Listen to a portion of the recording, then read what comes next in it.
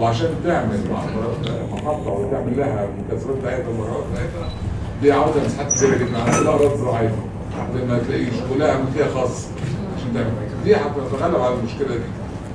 ده حاجه ممكن اعملها في القاهره الجديده وفي اي قاهره هنا، واخد ميه ازرع بها الشوارع بدل ما اجيب ميه حلوه ازرع بها الشوارع. القرى السياحيه الموجوده دي كلها بدل ما نعملها، بدل ما نعمل تاخد الميه في الزرع تزرع بيها بدل ما اخد ميه عكره او ميه شرب قالوا لي يعني هو مشروع له فوائد كثيره يمكن، بس انا عشان اديك قلت لكم انها شرح طويل. التكلفه المقدمه والجدول الزمني ليها قد ايه؟ نعم؟ الجدول الزمني احنا لسه النهارده قاعدين بنتفق على الجدول الزمني، لان احنا هنخش معايا وزارات ثانيه، مش هبقى انا موجود بس لوحدي. لا انا شفت هذا الوضع فانا هجيبه. هتخش معانا وزاره الاسكان، هتخش معايا وزاره البحث العلمي عشان خاطر الانجاز، يعني في عديد من الوزارات هتخش معانا، والجهات والهيئه الهندسيه هتخش معانا.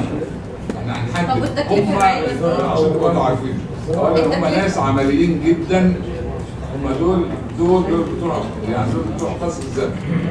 طب معالي الوزير، يعني هو الرئيس طالب من حضرتك وقف اهدار المحاجر؟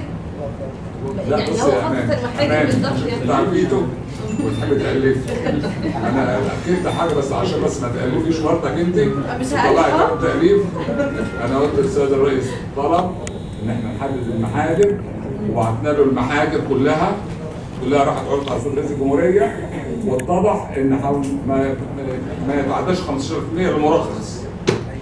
عشان بقى عاوز اكتر من كده، اكتر من 15% بس المرخص، والباقي كله شهر من غير ترخيص، وده بيعتبر اهدار لمال الدوله. صح ولا انا غلطان بقى كده؟ عشان بس ما تحورش الكلام. هو ازاي